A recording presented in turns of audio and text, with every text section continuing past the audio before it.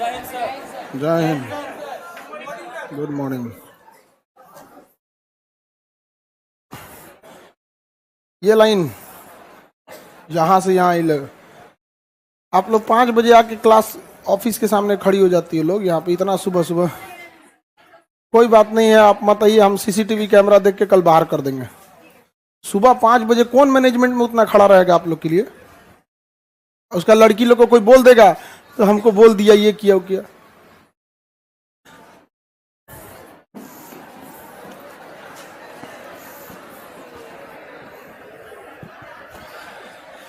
ये कोई टाइम होता है जी 5 बजे? संस्था आदमी चलाता है तो उसकी कुछ जिम्मेदारी बनती है। लड़का सब में है कि चलो भाई लाइन लगा के खड़ा है कहीं तो कोई दिक्कत नहीं, अपना कुछ कर रहा है। अब इन लोगों को कोई कुछ बोल दिया तो फिर 4 को बात बोलेगी लोग। सुबह 5 बजे आने का कोई चीज है? इन लोग को जैसे बोलना ना आए, इसको 15 नंबर हॉल में भेज दिया जाएगा। उसमें भी लड़की का बैठने का व्यवस्था ही है, इतना ही बड़ा है वो भी। हाँ, पूरा परेशान करके रख देती है सब। इससे पहले क्लास में हम आपको कहां तक बता दिए थे? कौन सा काल? ऐतिहासिक काल के बारे में बता दिए थे। किसी को कोई दिक्कत नहीं ना? इधर ही मंजूली क्या बकलो लिया, बाल बांध के आया करो। घर नहीं है तुम्हारा? आगे बढ़े। बड़का के खोल के लड़ाई, 3 आदमी के मुड़ी अकेले ढक लेगी इसे। तनी बड़ बाल रहता तो कहने क्या करती। अब जो बाल खुले के हम शराब देंगे कि झड़ जाए पूरा बाल।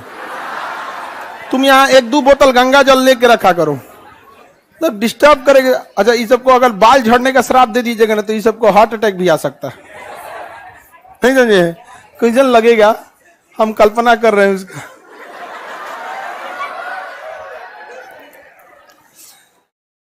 आपको हम ऐतिहासिक स्रोत वगैरह के बारे में बता रहे थे। और तुम लड़का लोग भी इतना पहले आके टाइम वेस्ट मत किया करो। समझ में आ गया? सबको पढ़ने आता है, मतलब ऐसा नहीं है कि जो खड़े रहते हैं उनको नहीं समझ में आता है, या फिर जो ऑनलाइन है उनको समझ में नहीं। आप अपना टाइम वेस्ट करिएगा तो उससे क्या फायदा है? समय बहुत कीमती होता है वो, इसको जितना सदुपयोग कर लीजिए उतना आपके लिए अच्छा है। वरना एक समय आएगा कि अपनी गलतियां सोच सोच के पछताएंगे आप लोग।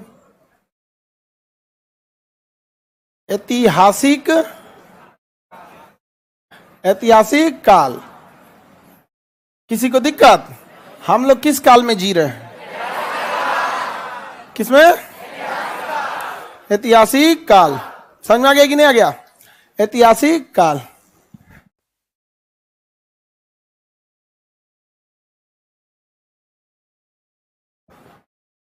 इसके पढ़ने के स्रोत देखिए।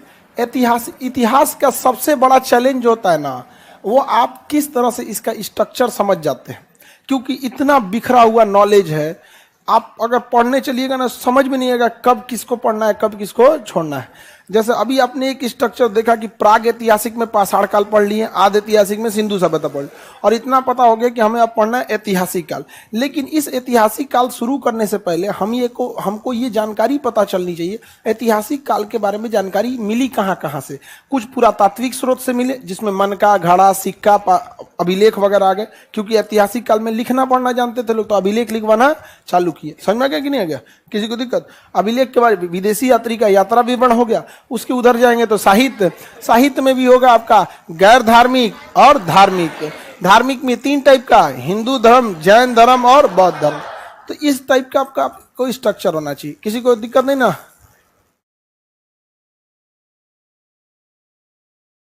किसी को दिक्कत नहीं? अब आगे बढ़ते हैं हम लोग। पहला क्या था बाबू इसका स्रोत का? पुरातात्विक स्रोत। पुरातात्विक स्रोत। उसके बाद क्या था? विदेशी यात्री। विदेशी यात्री बोल रहे गधा कहीं का। यात्रा कौन सी बोलता है? विदेशी यात्री आया होगा तो वो ना लिखा होगा विदेशी यात्रा, यही बोलता है। हाँ, तुम तो नहीं है बोला कर। हाँ, अच्छा, यात्रा लिखा हुआ इसलिए यात्रा बोल रहा है। देखो एकदम तुम सही पकड़ा है।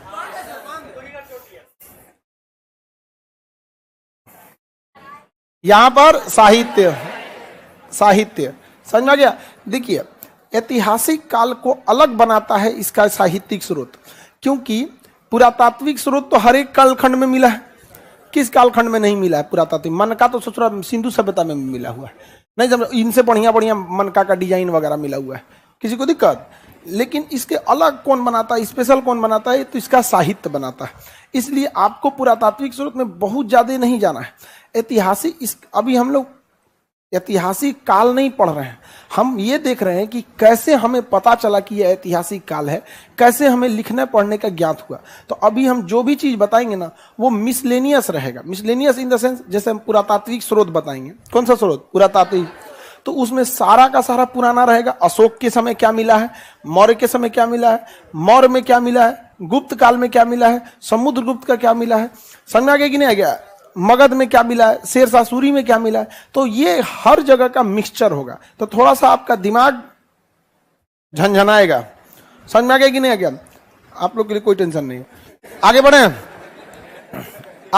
आप लोग का दिमाग क्या होगा? तो घबराना है, काहे को घबराना है? क्योंकि हमको पता है कि हमें पूरी चीज की यहाँ एक रफली जानकारी मिल गई। जैसे ब्याह का कार्ड आता है ना, तो पूरा पढ़ लीजिएगा, दिमाग झंझना जाएगा। ओके, फूफा का नाम, नाना का नाम, आदमी पूरा पढ़ता है, लेकिन लिखना तो मजबूरी है। ये चीज पढ़ता है, केकर बिया है, डेट कब है, विथ फैमिली है कि अकेले है, हाँ, बारात और रात के लिए। उसी तरह हमको तो छापना सब पड़ेगा, बताना सब पड़ेगा, लेकिन आपको ध्यान सब पे नहीं देना है, आपको सब पे ध्यान नहीं देना। पुरातात्विक स्रोत में हम आपको अभिलेख भी पढ़ाएंगे। अब ये बताओ, अगर यहाँ अभिलेख समझ में नहीं आता है तो इसमें कोई गुनाह नहीं है, और अगर किसी को समझ में यहाँ अभिलेख आ गया तो वो गुनहगार है। रीजन समझिए क्या है। अभिलेख लिखा था अशोक, अभी अशोक शुरू ही नहीं हुआ है। मजबूरी यह है कि यहां हमें आपको सब बात बताना पड़ेगा कि क्यों इस कालखंड को हम ऐतिहासिक कहते हैं, जो प्राग ऐतिहासिक और आद ऐतिहासिक से अलग है। कुछ ना कुछ तो बोलेंगे ना। तो यहां अगर किसी को अभिलेख समझ में आ गया तो दिक्कत है। विदेशी यात्री वो किसी न किसी के दरबार में आए होंगे। मेगास्थनीज चंद्रगुप्त मौर्य के आया था, इब्न बतूता मोहम्मद बिन तुगलक में आया था, अब्दुल रज्जाक विजयनगर साम्राज्य में आया था। समझ में आ गया कि नहीं आ गया? अब ये बताओ, ना आपको मोहम्मद बिन तुगलक पता है, ना अब्दुल रज्जाक के बारे में पता है, ना विजयनगर काल पता है, ना ही आपको चंद्रगुप्त मौर्य का मगध पता है, तो कहां से मेगास्थनीज समझ में आ जाएगा? इसका मतलब जिसको मेगास्थनीज समझ में आ गया उसके लिए दिक्कत है। समझ में आ गया? लड़की खुश हो रही है कि इसका मतलब कम समझना ही अकलमंदी है। हा? कितना खुश है सब। तुम कौन सी खुशी आती है? तुम देखती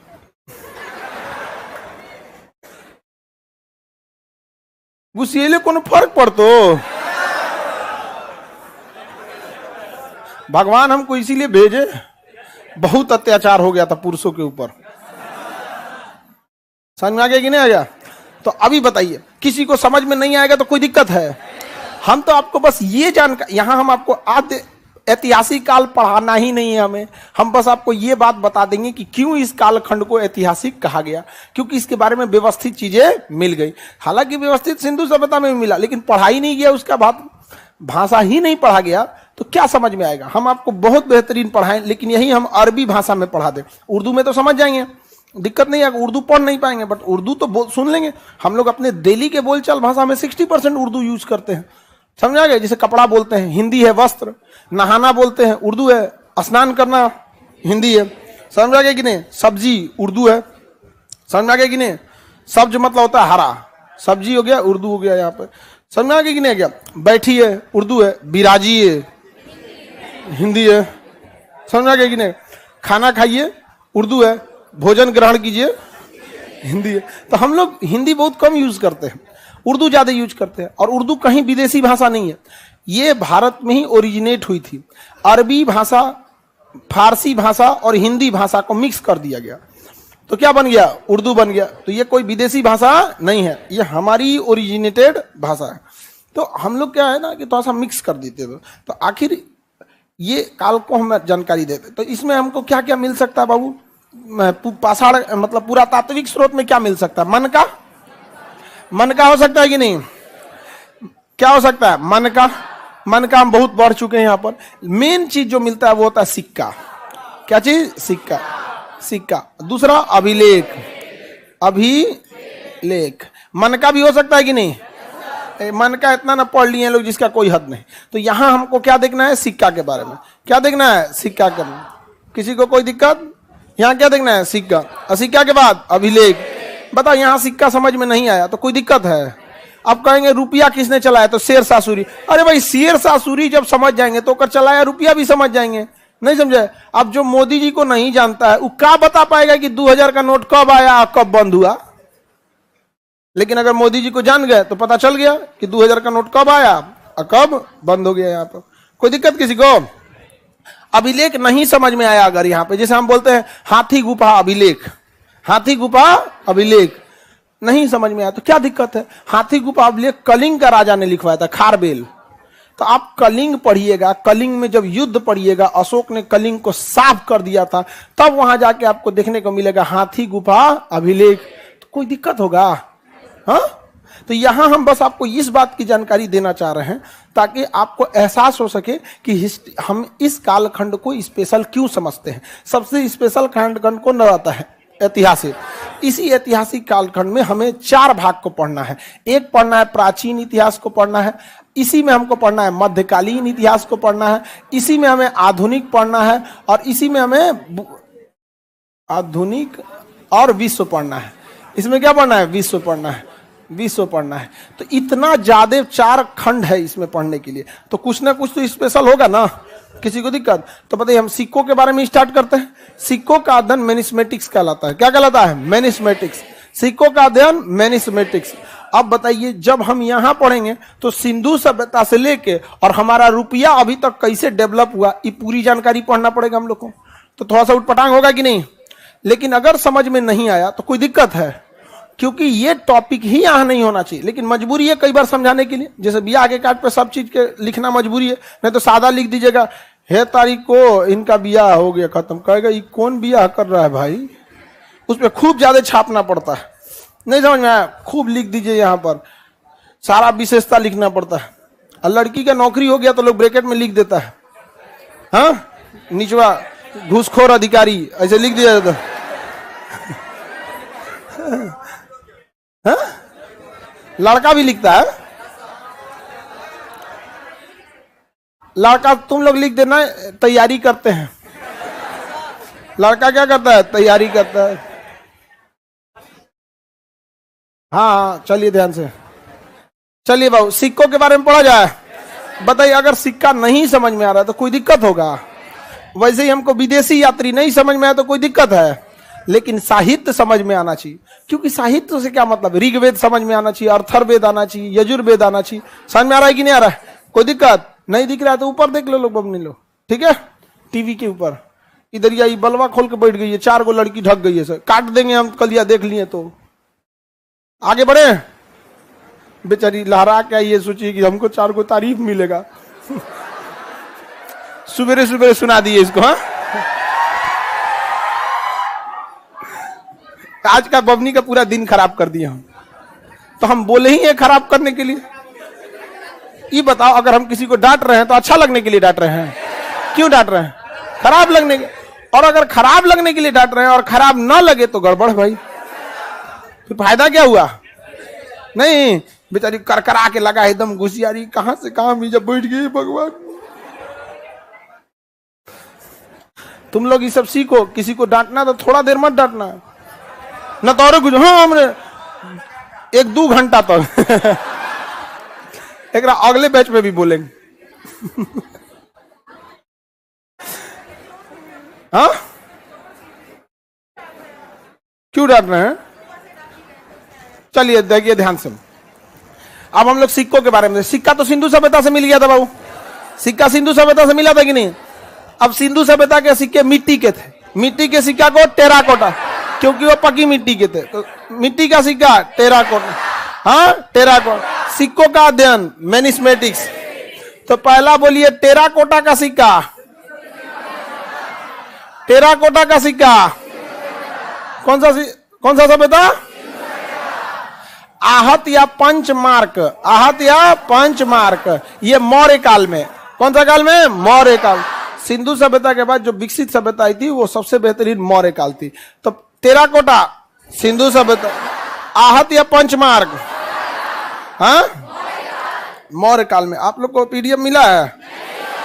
कोई बात नहीं, हम दिला देते हैं पीडीएफ। अच्छा बुक, हाँ इसका बुक भी दिला देंगे आपको मंडे को, इस मंडे को नहीं, अगला मंडे को। तब हम अगला मंडे कर देंगे। हम भी घुसिया जाएगा, हम नहीं पढ़ाएंगे। टेराकोटा का सिक्का कहां मिला था? सिक्कों का अध्ययन क्या कहलाता है? न्यूमिस्मेटिक्स। आहत या पंचमार्क सिक्का, आहत या पंचमार्क मौर्य काल। इसी के समय चांदी का पर्ण भी मिला है, चांदी का पर्ण में। आहत या पंचमार्क, पर्ण भी। देखिए आहत सिक्का और पंचमार्क धातु का होता था, अब पर्ण किसका? चांदी का। और ये सब किस काल में? मौर्य काल। ऐसा पूछा हुआ है। आहत सिक्का किस काल में? मौर्य काल में। पर्ण सिक्का मौर्य काल में। पंचमार्क कोई दिक्कत? सारा सिक्का याद रहेगा। टेराकोटा सिक्का सिंधु। अब सबसे ज्यादा हुआ था सोने के सिक्के को लेकर चर्चा कि सबसे पहले सोना का सिक्का कौन लाया, शुद्ध सोना का सिक्का कौन लाया, अशुद्ध सोना का सिक्का कौन लाया, सबसे ज्यादा सोना का सिक्का कौन लाया, चांदी का सिक्का कौन लाया। रेडी? सिक्कों का अध्ययन क्या कहलाता है? सिक्कों का अध्ययन। अब चांदी पे चला जाए, हाँ चलिए देखते हैं हम यहाँ पे। टेराकोटा सिंधु, आहत पंचमार्क पर्ण, सीसा का सिक्का सातवाहन, सीसा का सिक्का सातवाहन, सीसा का सिक्का सातवाहन, सातवाहन, सातवाहन। और सिंधु सभ्यता में हाँ टेराकोटा। अब देखिए कहेगा कि सबसे पहले सोना का सिक्का तो यूनानी, लेकिन शुद्ध सोना कुषाण, अशुद्ध सोना गुप्त, सर्वाधिक सोना गुप्त। समझ में गया? चलिए सोना से रिलेटेड याद रखेंगे। रेडी है? तो बताइए सबसे पहले सोना का सिक्का, सोना का सिक्का यूनानी। कहेगा शुद्ध सोना, शुद्ध सोना का सिक्का। फिर कहेगा अशुद्ध सोना का सिक्का, अशुद्ध सोना का सिक्का, उसमें मिलावट कर दिया गया था। कहेगा सर्वाधिक सोना का सिक्का, ये भी गुप्त काल में। सर्वाधिक सोना का सिक्का गुप्त काल में। इसी में कहेगा राजा रानी का सिक्का, राजा रानी का सिक्का गुप्त काल में हुआ था। इसी में कहेगा चांदी का सिक्का गुप्त काल, चांदी का सिक्का गुप्त। इसका मतलब हमको ये पता चल रहा है कि जब हम गुप्त काल पढ़ने जाएंगे तो बहुत छीछालेदर होने वाला है। नहीं समझे? भारत का स्वर्ण काल कहा जाता है गुप्त काल, भारत का स्वर्ण काल कहा जाता है गुप्त काल। आपको पहले ही यह आभास हो गया कि नहीं हो गया? किसी को कोई दिक्कत? रेडी है आप लोग? तो ये सारी जानकारी किससे रिलेटेड है? सोना का सिक्का। गुप्त काल बोल रही है बबनी। सोना का सिक्का यूनानी, सोना का सिक्का यूनानी। शुद्ध सोना, शुद्ध सोना, शुद्ध सोना कुषाण, शुद्ध सोना कुषाण भारत का नहीं था साहब, मध्य एशिया से आया था। भैंस चराने आया था सब यहाँ पे, आके यहीं बस गया था। बहुत अच्छा चारा गाय है, यहीं रह जाते हैं यहाँ पे कुषाण सब। इसका नाम तो भारत का तो था ही नहीं, नाम भी कैसा रहेगा? उटपटांग कुडुल कडफिशस। नाम क्या था इसका? कुडुल कडफिशस। ये तो खानदान का नाम है ना कुषाण, खानदान का नाम है गुप्त, खानदान का नाम है मौर्य, खानदान का नाम है सातवाहन। समझा गया कि नहीं? तो इस सब खानदान का नाम है। मौर्य क्या है? खानदान है। इसी खानदान का था चंद्रगुप्त मौर्य, इसी खानदान का था अशोक। सातवाहन क्या है? खानदान। यूनानी क्या है? खानदान। कुषाण क्या है? खानदान। इस खानदान का था आपका विंग कुडुल कडफिशस। उसके बाद आया विंग कडफिशस। कौन है? विंग कड। ये देख लिया भोले बाबा को जल चढ़ाते हुए, और सब लोग को देखा, अरे भाई किसका पूजा कर रहा है? सब देखा कि भाई शंकर जी का पूजा कर रहा है। कुषाण वाला सब हो गया, सब एकदम शंकर जी का भक्त भोले बाबा का, जाके जल चढ़ाने लगा पूरा कुषाण सब। मानसरोवर जाके चढ़ा दिया सब जल। चाइना उधर से जा रहा था तो मार के भगा दिया, भाग चट्टा कहीं के। भोले बाबा हमारा यहाँ पे पूरा अपना हो गया, यहाँ सोचिए, आया था विदेश से, हो गया भोले बाबा का। इसी का खानदान का एक ठो आया था कनिष्क। कौन आया था? कनिष्क। उसने बौद्ध धर्म अपना लिया। उसने क्या अपना लिया? बौद्ध। और उसी के कैलेंडर के हिसाब से सावन का महीना है। समझ में आ गया? तो हम लोग जिस कैलेंडर को फॉलो करते हैं शक संवत, वो किसने लाया था? कनिष्क। और कनिष्क भारत का था? कहाँ का? मध्य से। किसका? मध्य से। आगे बढ़े, किसी को दिक्कत? बताइए। पहली बार सोना यूनानी, शुद्ध सोना अशुद्ध सोना गुप्त, अशुद्ध सोना गुप्त। गुप्त ने अशुद्ध इसलिए ला दिया कि गुप्त के समय सोने का बहुत ज्यादा ढलाई हुआ, इतना ज्यादा सोना का सिक्का का ढलाई हुआ कि कुछ ना कुछ मिलाना ही पड़ा था, इसलिए उसे क्या कहा? गुप्त सा। हाँ, गुप्त। आगे बढ़े, राजा रानी का सिक्का चंद्रगुप्त। कौन सा? चंद्रगुप्त द्वितीय, चंद्रगुप्त द्वितीय, चंद्रगुप्त द्वितीय। चांदी का भी सिक्का चंद्रगुप्त द्वितीय, चांदी का सिक्का चंद्रगुप्त द्वितीय। गुप्त में यह बहुत महत्वपूर्ण शासक था, चंद्रगुप्त द्वितीय, चंद्रगुप्त द्वितीय। याद रहेगा। राजा रानी का सिक्का चांदी का सिक्का चंद्रगुप्त द्वितीय। आगे बढ़, मयूर शैली का सिक्का गुप्त काल समुद्रगुप्त। मयूर शैली का सिक्का, हाँ, मयूर शैली, मयूर मतलब मोर, मयूर मतलब मोर, मोर मयूर, उसी खानदान का मयूर, मयूर। गुप्त काल, गुप्त में कौन सा गुप्त? समुद्रगुप्त, समुद्रगुप्त, समुद्रगुप्त। बताओ, ये सारा खानदान किसका है? गुप्त का। कौन सा खानदान? गुप्त का खानदान। कौन सा है? गुप्त का खानदान। कोई दिक्कत? आगे बढ़े, याद हो जाएगा सिक्का। सिक्का आपको यही याद रखना पड़ेगा। सिक्का आपको यहाँ, सिक्के का अध्ययन मैनिस्मेटिक्स, सिक्कों का अध्ययन मैनिस्मेटिक्स, सिक्कों का अध्ययन मैनिस्मेटिक्स, सिक्कों का अध्ययन मैनिस्मेटिक्स। टेराकोटा का सिक्का आहत पंचमार्ग ज्ञापन। मौर्य काल में कौड़ी का भी यूज होता था, पत्थर के होता था कौड़ी।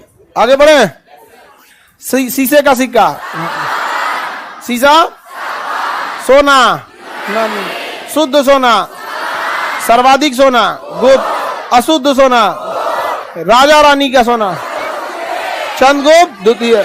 चांदी का सिक्का चंद्रगुप्त द्वितीय, चंद्रगुप्त। इसने अपने आप को विक्रमादित्य की उपाधि धारण कर दी।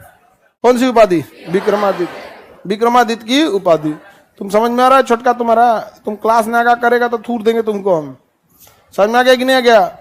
11th में कि 12th में? 11th में। क्लास नागा हुआ तो पिटाएगा तुम। ध्यान देना लोग जी। इसको काला लड़कों के ग्रुप में बैठाओ, चारों ओर से उसको सुरक्षा कवच बनाएगा सुस। हाँ, बीच में इसको रखो, बाकी चारों ओर काला लड़का। मयूर शैली समुद्र को, मयूर शैली, हाँ, दोनों के समय चले थे सब। राजा रानी का सिक्का चंद्रगुप्त प्रथम के समय भी था और चंद्रगुप्त द्वितीय का। एक्चुअली होता क्या था, एक और राजा रहता था और दूसरे और रानी रहती थी। तो कोने राजा को शौक नहीं है कि ओने राजा, तो हमको नहीं लगता ही चलाया होगा, रानी उसको कोचती होगी, हमरो सिक्का चला दीजिए। हाँ, राजा को फुर्सत है जी सिक्का चले बिना। हाँ,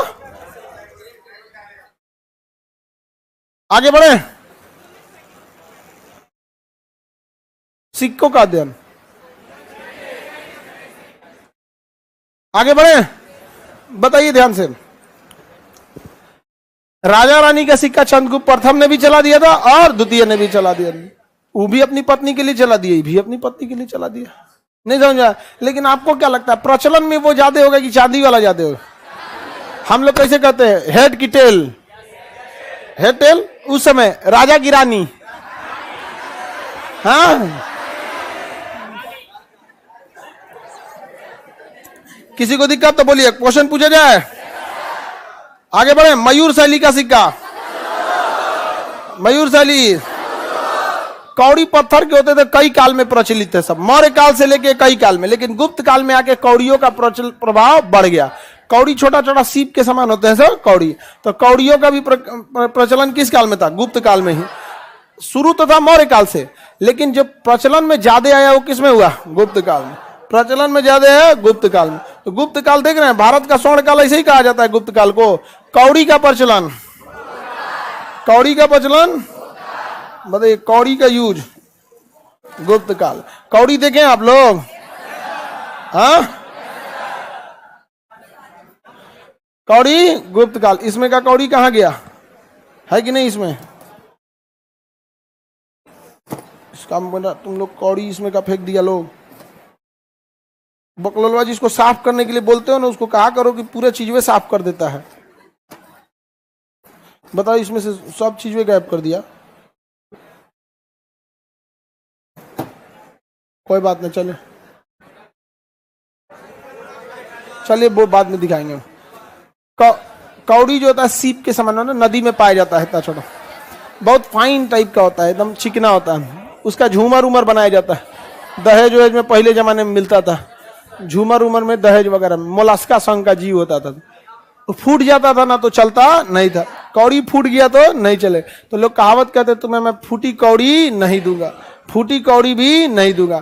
तो कौड़ी का प्रचलन गुप्त का, कौड़ी का गुप्त का। चमड़े का सिक्का हुमायूं, चमड़े का सिक्का हुमायूं। चांदी का रुपया शेरशाह सूरी, चांदी का रुपया।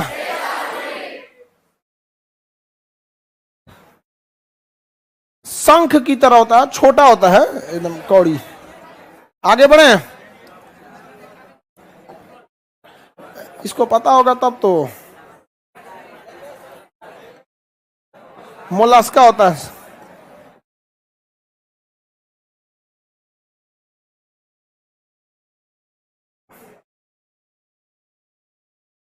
कौड़ी का यूज होता था।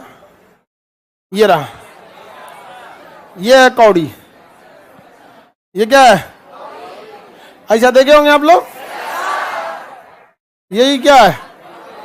कौड़ी है ये। इसी को कहा जाता था फूटी कौड़ी तुमको नहीं देंगे, क्योंकि अगर कौड़ी फूट गया तो वो चलता नहीं था। अगर कौड़ी फूट गया तो वो चलेगा नहीं। किसी को दिक्कत? कहां चला जाता है ये रहा आपका कौड़ी। प्रचलन में तो बहुत जाता था, लेकिन गुप्त काल में इसका प्रयोग ज्यादा होने लगा। ये क्या है? कौड़ी है। क्या है? कौड़ी है। किसी को दिक्कत? घोंगा जी, अरे यही कौड़ी है, फूट जाएगा तो चलेगा नहीं। तो पहले खरीद बिक्री के लिए ना 4 कौड़ी का ये दे दीजिए, 5 कौड़ी का ये दे दीजिए। तो ये सिक्के का रूप में यूज होता था। अब फूट गया तो चलता नहीं था। नोट जैसे फट जाता है तो नहीं चलता है, सिक्का टूट जाएगा तो नहीं चलेगा, उसी तो फूटी। तो लोग कहते तुमको फूटी कौड़ी नहीं देंगे। बाद में इसका प्रचलन बंद हुआ तो लोग इसी में छेद छेद करके झूमर बना देते हैं। लोग समझ में आ गए कि नहीं? आप देखें प्राचीन काल में जिसका जिसका बिया हुआ होगा ना, बहुत पहले दादा दादी के समय का दहेज का सामान देखिए, या पिताजी के समय, तो ये मिला होगा आपको। कौन जी? यही कौड़ी लटकते हुआ ऐसे झूमर में। आप समझ में आ गया कि नहीं आ गया? आज नहीं तो कोई आदमी गेट वेट पे लगा देता था। आप कोई दिक्कत? अच्छा लेते आए, कहाँ लेके, यहाँ से कहाँ लेके चल गए थे? अच्छा ये रहा आपका क्या जी? कौड़ी। समझ में आ गया? इतना छोटा ही होता है तो क्या कहेंगे? यही है ओरिजिनल कौड़ी। जूम करो तो जी,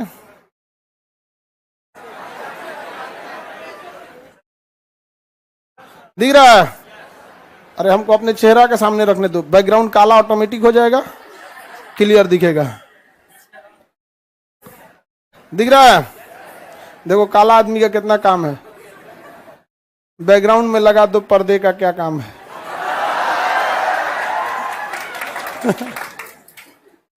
आगे बढ़े। ये कौन सी कौड़ी है? फूटी कौड़ी नहीं, सीधा कौड़ी है। ये अच्छा कौड़ी है, फूटी कौड़ी नहीं है। फूट गया तो चलेगा? अभी भी वैसे भी नहीं चलेगा, ये कौड़ी वगैरह नहीं चलता। अब तो खत्म हो गया कहानी। आजकल नोट का तो कोई भरोसा ही नहीं, कब बंद हो जाती कौड़ी कुंजी है। आगे बढ़े। देखिए चमड़ा का सिक्का, चमड़ा हुमायूं, चमड़ा का सिक्का हुमायूं। 25% से हो जाएगा और बढ़ा दे। हुमायूं, चमड़ा का सिक्का हुमायूं। देखिए शेरशाह सूरी बहुत समझदार था, उसने सिक्के का भी यूज किया। जैसे हर देश की सरकार सबका ध्यान रखती है। बड़े नोट जो होते हैं 500 के नोट, ये अमीर वर्ग के लिए है। 2000 तो खैर विदा हो गया। अब 500 के नोट अमीर वर्ग के लिए है, 200 का नोट, 100 का नोट मिडिल वर्ग के लिए है, 10, 20, 50 का नोट लोअर वर्ग के लिए है। वही ध्यान में रख के शेर सासुरी भी लाया था, सासाराम का शेर सासुरी। उसने कई टाइप का लाया है, तांबा का सिक्का लाया, चांदी का लाया और सोना का लाया। किसका लाया? सोना का लाया। सब के लिए लाया, गरीब के लिए तांबा का, मिडिल के लिए चांदी का और सोना का अमीरों के लिए सोना का। तो अमीरों, इस सोना के सिक्का को कहा गया असरफी। असरफी, तेरी झलक असरफी, सुने हैं? श्रीवल्ली गाना सुने कि नहीं? मतलब तुम्हारा चेहरा सोने की तरह, मतलब नहीं समझ, तेरी झलक असरफी, मतलब तुम्हारा एक झलक देख लेते तो लगता है सोना का सिक्का मिल गया। समझ में आ गया कि नहीं आ गया? उसका भाव समझिए यहाँ पे। और बुढ़वा कह रहा है अंकल जी कि हाँ पियर पियर जॉन्डिस होगा। अरे एक और भाग जी तो पता नहीं, हमको नहीं लग रहा है इसका। हाँ बताइए, असरफी किस चीज का होता था? और तांबे का होता था दाम। तांबे का क्या होता था? दाम। और चांदी का होता था रुपया। चांदी का होता था रुपया। और सब किसने चालू किया था? शेरशाह सूरी। शेरशाह सूरी, शेरशाह सूरी, कोई दिक्कत? शेरशाह सूरी। बताइए तो बाबू, तांबा का दाम, चांदी का रुपया, सोने का असर, सोने का असरफी। अभी बताइए, किसी भी समाज में देखिएगा तो अमीर की संख्या ज्यादा नहीं होती है, ज्यादा नहीं होती है, लेकिन उनके पास पैसा बड़े ज्यादा होता है। अमीर आपके गांव में 5-6 गो आदमी होगा, 10 आदमी जो बहुत अमीर होगा, और उसके पास आधा गांव की संपत्ति अपने रख ले होगा। तो असरफी का यूज ज्यादा नहीं होता था, अमीर लोग यूज करते थे। ठीक है। चांदी रुपया का यूज थोड़ा सा मिडिल क्लास वाले लोग, किसी भी समाज में गरीब तबके के लोगों की संख्या ज्यादा होती, तो ज्यादातर लोग तांबे के किसका यूज करते थे? दाम। तो अमीर खरीदने जाते थे तो पूछता था कितने असरफी हुए, बढ़िया बढ़िया सामान खरीदता था। मिडिल क्लास वाला पूछता था कै रुपया हुआ। अमीर क्या पूछता था? कितना असरफी। मिडिल क्लास वाला कितना रुपया। और गरीब दाम, गरीब दाम। तो गरीब की संख्या ज्यादा होती है, फेमस हो गया। आज वो पूछते दाम पता करके आओ, तो दाम बंद हो चुका है। दाम तांबे का होता था, दाम क्या हो चुका है? बंद हो चुका है। नहीं बंद हो चुका है जी, कोई दिक्कत? तो बताइए, सोने का असर भी शेरशाह सूरी, चांदी का रुपया, सोने का असर भी, सोने का असर, चांदी का रुपया, तांबे का दाम, तांबे का। किसी को कोई दिक्कत? आगे बढ़े। लाइव वाले लोग थोड़ा सा नेटवर्क प्रॉब्लम है, इसलिए थोड़ा सा एडजस्ट कीजिए, नेटवर्क इशू है, थोड़ा बहुत हो जाता है। आगे बढ़े। अब हम आगे जब पढ़ेंगे तो आपको जब शेरशाह सूरी पढ़ाएंगे तब उसमें बताएंगे एक दाम में, एक असरफी में कितना रुपया और 1 रुपया में कितना दाम। समझ में आ गया कि नहीं आ गया? कैसे हम लोग कहते हैं 500 रुपया का नोट खुला करेंगे तो 100 का कै को मिलेगा? कितना मिलेगा? 5। वैसे यहां भी नियम कानून होता कि नहीं? यहाँ पे तो बताइए, सोने की असर, चांदी का, तांबे का, तांबे का। शेरशाह सूरी जो है ना, हुमायूं को मारा था तो गढ़ा में कूद गया। बाद में पता चला गढ़ा नहीं है, गंगा नदी है। कहा कि जाओ अब कुछ हो, तो दह गया वहां पे। तो एक सिहाबुद्दीन नामक भिश्ती पानी भरने वाला मछुआरा ने उसे बचाया। तो उसी से पूछा कि तुमने मेरी जान बचाई, तुम्हें 1 दिन के लिए राजा बना देते हैं, तुम क्या करोगे? तो कहा कि 1 दिन में कौन ची हो, तो चमड़ा का सिक्का चला दिया। कहा कि पैसा धन दौलत मांगेंगे तो इतिहास में नाम नहीं आएगा, चमड़ा का सिक्के चालू कर देते हैं, इतिहास जब तक रहेगी तब तक कोई याद करेगा कि चमड़ा का सिक्का चालू किया। और 1 दिन चमड़ा का सिक्का चालू किया, जितना छपा उतना छपा, बाद में धीरे धीरे क्या हो गया? बंद हो गया। जैसे 2000 का नोट 3-4 साल चला, 2016 में बंद किए थे, 7 साल चला। कितना जल्दी समय खत्म हो जाता है, 7 साल कब चला गया पता ही नहीं चला। अभी तो आप लोग कम में देखे, हम लोग के सामने पैदा हुआ था गुगला, उसके छठियारी खाए हम लोग गुगला का।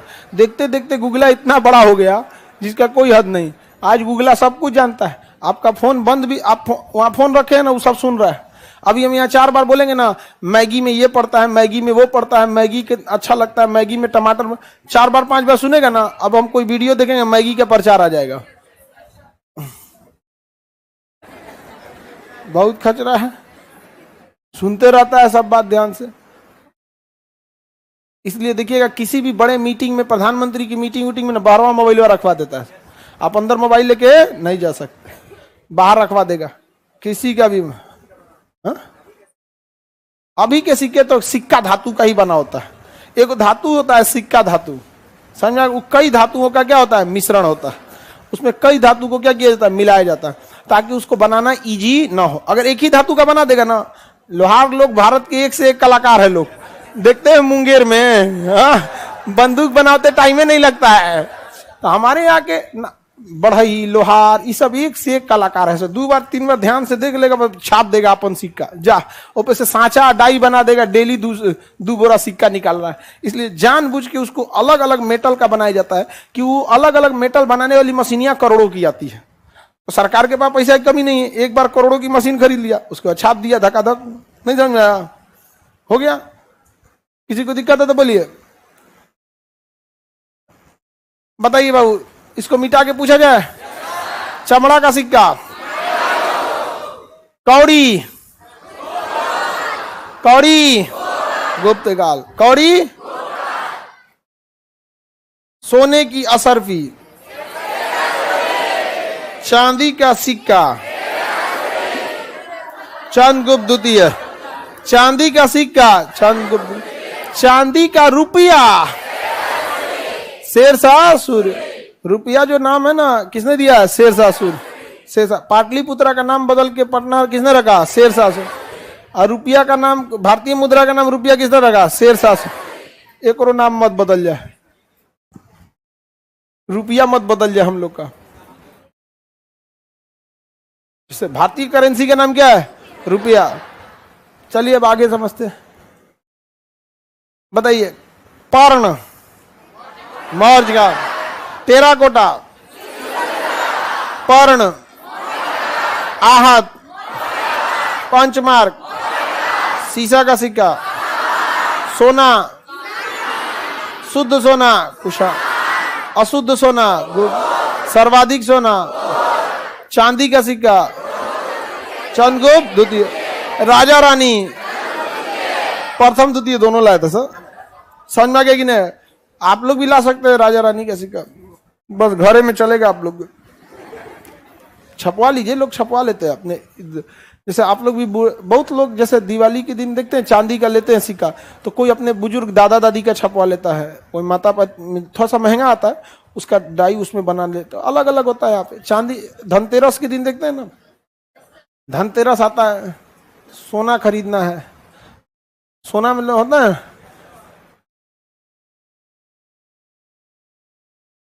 धनतेरस में सोना शुभ माना जाता है।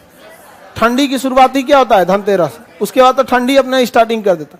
अमीर सोचता है सोना किधर से ले, और गरीब सोचता है कि ठंडी आ गया, सोना किधर है। अब फुटपाथ पे सोते हैं बेचारे, अंतर देख रहे हैं। उसी दिवाली में किसी को सोना की चिंता है और किसी को सोने की चिंता है। बहुत उटपटांग है हमारा देश, विविधताओं से भरा हुआ है। दिवाली आते सब टेंशन में हो जाता है, फुटपाथ पे ना सोएगा, दिवाली के बाद तो ठंड चालू हो जाती है, छठ, उसके बाद ठंड चालू हो जाती है। शुद्ध सोना का सिक्का कुशाण, सर्वाधिक सोना राजा रानी,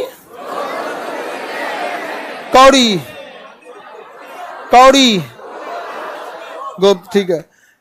सोने का क्या होता था शेरशाह सूरी के समय, सोने का बताओ, सोने का सरफिस, सर्फ एक्सल बोल दे, असरफी, सरफिज बोलता है, कुछ भी बोल देता है। चांदी का क्या होता था, तांबे का, तांबे का सर्वाधिक प्रचलन में असरफी, रुपया या दाम, दाम, हाँ। आज भी बिहार बंगाल के एरिया में पूछेगा तो लोग क्या कहते हैं, दाम, दाम पता करके आओ, कै दाम लेगा, 4 दाम 5 दाम, अरे कोई दाम हम सब कहते हैं। अब तो क्या चलता है, रुपया, हाँ रुपया। तो देखिए प्राचीन काल में बिहार का बहुत गौरवपूर्ण इतिहास रहा है।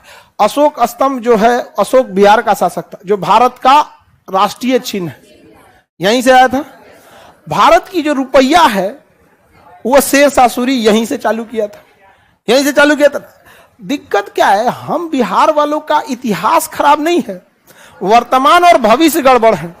और जब भी चर्चा होती है तो हम अपने इतिहास गिनाने लगते हैं। इतिहास हमें याद रखना है, इतिहास पे इतरा के नहीं रखना है। इतिहास हमें गौरव देता है और जिम्मेदारी देता है कि इसे और आगे बढ़ाया जाए। लेकिन नहीं, कोई कहेगा बिहार में दिक्कत, अरे बिहार पहला यूनिवर्सिटी हमारे यहाँ, अच्छा ठीक है, नालंदा यूनिवर्सिटी हमारे यहाँ था, कोई इनकार नहीं कर सकता। आज कोनो कायदे का यूनिवर्सिटी बताइए, एक कायदे, पटना यूनिवर्सिटी आधा टीचर का पोस्ट खाली है, आधा खाली, क्या पढ़ाएगा भाई, दीवार से कोई थोड़े पढ़ेगा। आधा पोस्ट खाली है, उस पे 30% टीचर भाड़ा पे आते हैं लोग, ठेका पे, एडहॉक बोलते हैं उसको, ठेका पे।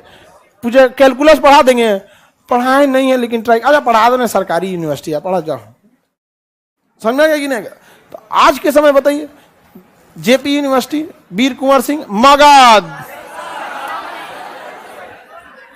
मगध,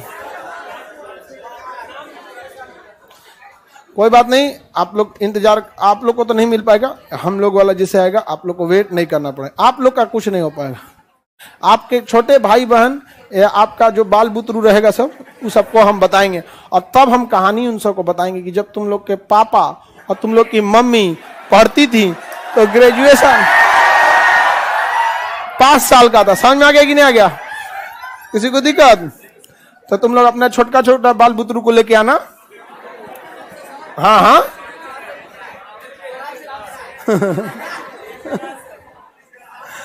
आप लोग भी समझ में आ गया कि नहीं आ गया? उस सबको हम समझाएंगे, तुम लोग के मम्मी पापा कितना दुख में पढ़ा था सब। बताओ बउआ, सिक्का समझ में आ गया? कोई दिक्कत?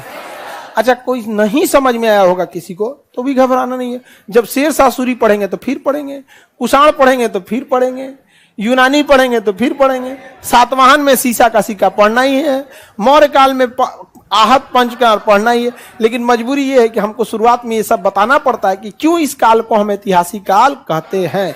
आगे का क्लास मंडे को, आगे क्लास मंडे को। टेस्ट के लिए रेडी रहिएगा, मंडे या ट्यूसडे को ले सकते हैं हम टेस्ट। समझ में आ गया? मंडे ट्यूसडे को टेस्ट ले सकते हैं, रेडी रहना आप लोग।